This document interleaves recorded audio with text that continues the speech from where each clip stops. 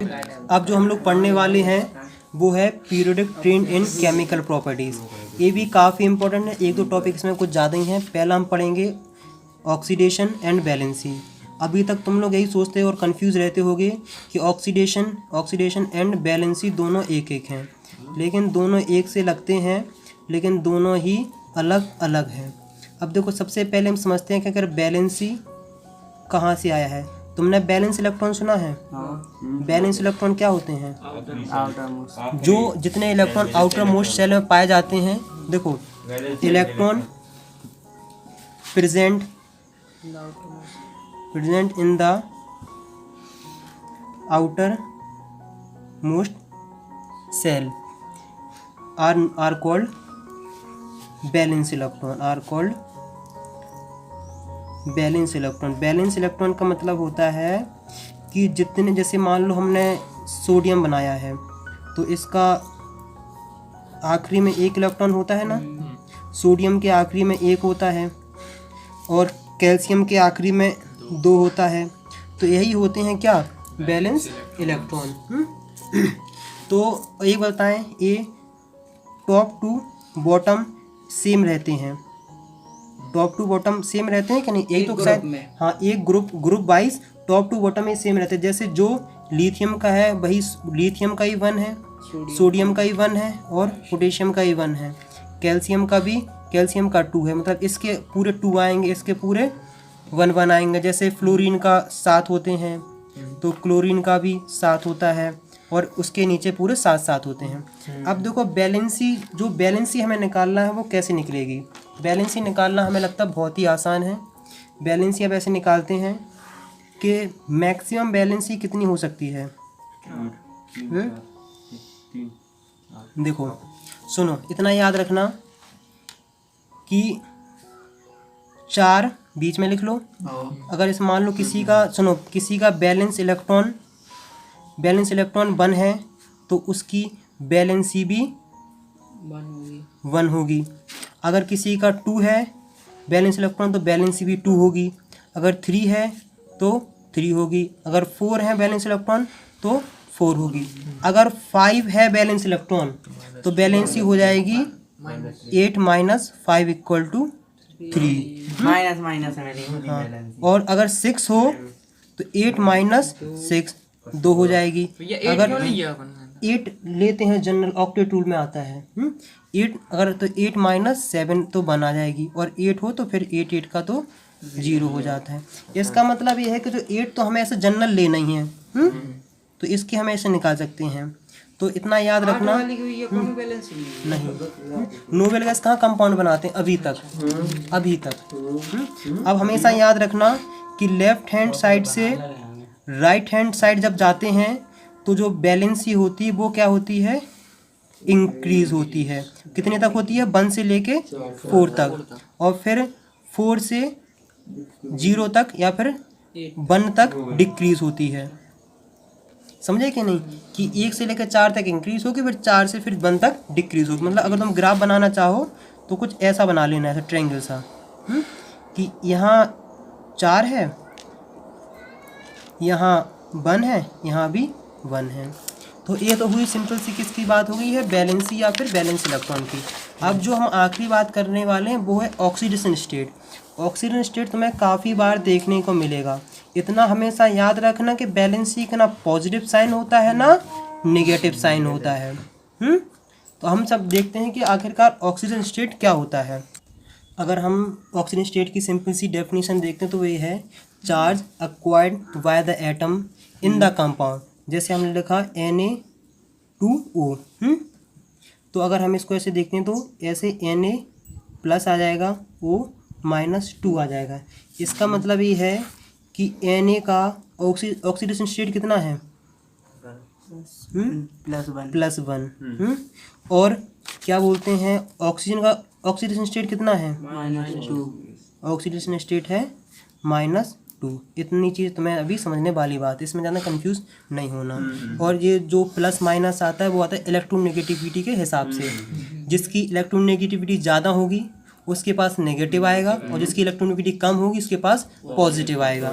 जैसे अगर ClF में देखते हैं तो इसकी कितनी हो जाएगी, इसकी हो जाएगी +1 और इसकी हो जाएगी -1।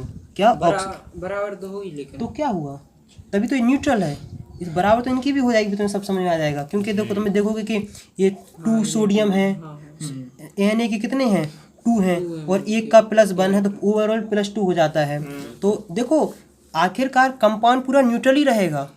अभी तक तो जितने तुम कंपाउंड पढ़े, जैसे अगर मान लो तुमसे कहें कि NaCl देखते हैं, तो इसके पास Na के पास +1 आ जाती है और Cl के पास -1।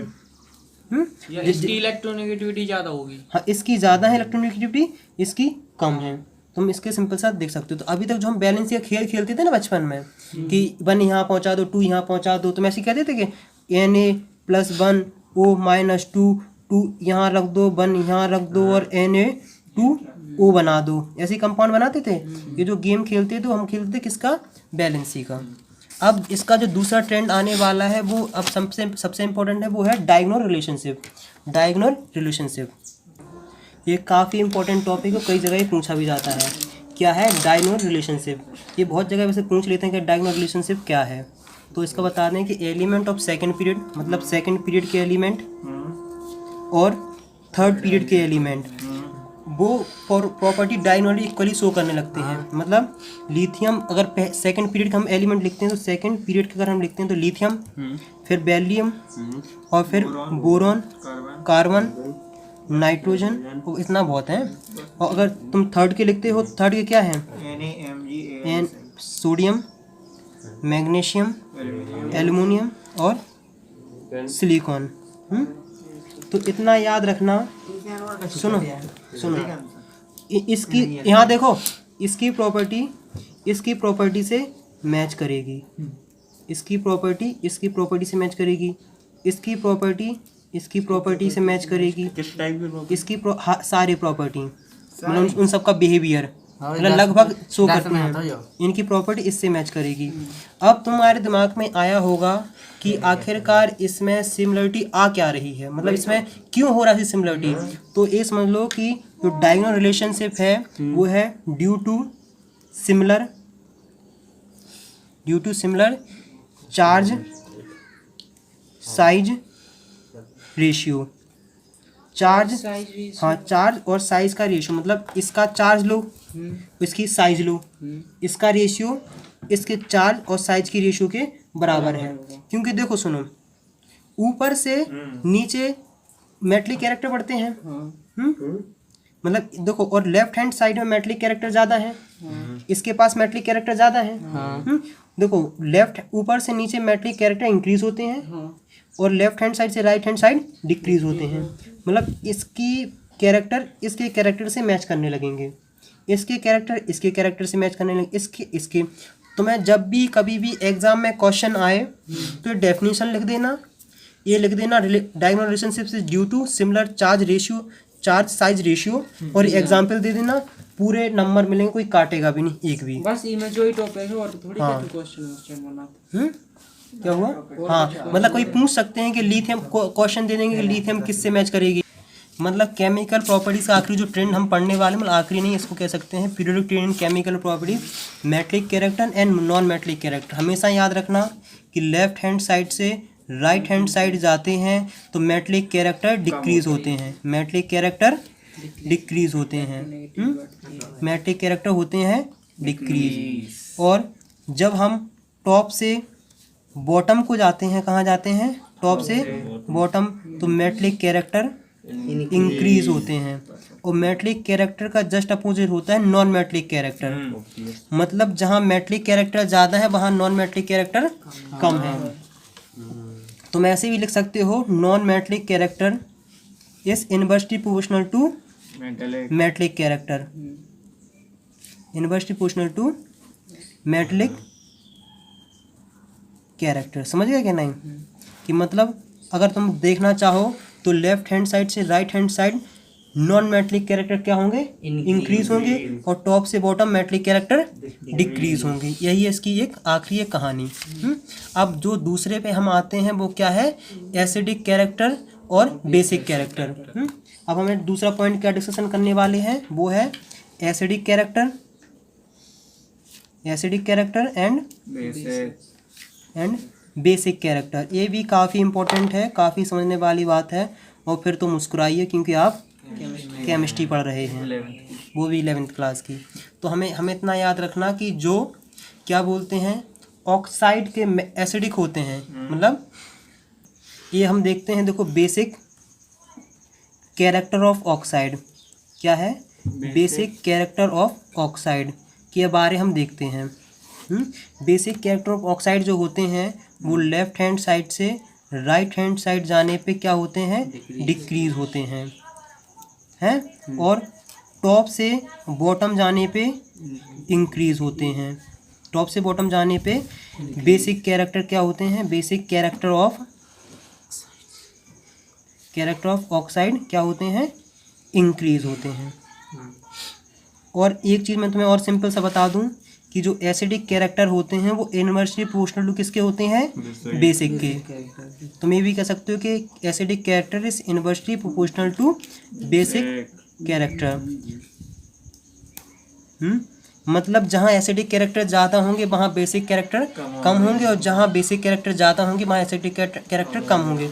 अगर हम तुमसे ये कहें कि बताओ Na2O ज़्यादा एसिडिक है या ये वाला बोलते हैं Cl2O7, मतलब ये ज़्यादा एसिडिक है कि ये ज़्यादा एसिडिक है, Cl2 ज़्यादा है क्योंकि ये राइट हैंड साइड है पूरा, मतलब वेरी एसिडिक है, मतलब ज़्यादा इसके पास पावर और ये कम है। बस इतना सा समझने वाली बात है।